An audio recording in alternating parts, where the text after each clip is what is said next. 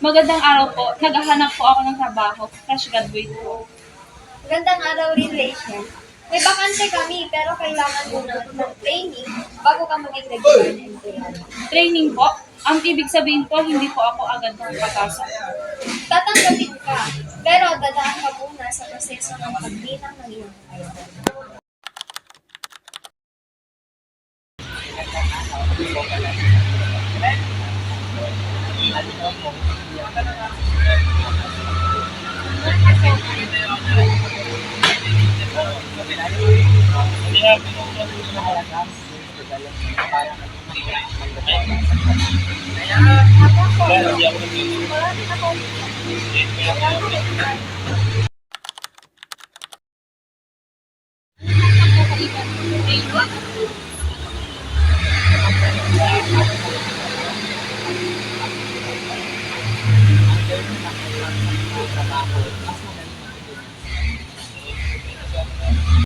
Pareho kayo dito, may handa ka sa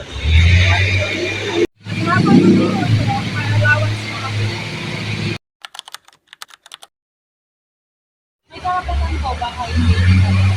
Oo naman, konektado ka ng batas dapat maayos ang training.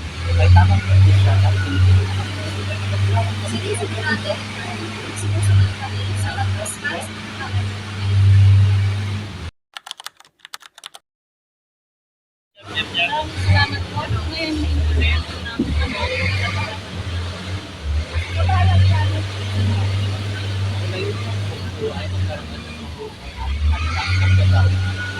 welcome sa pagkakas.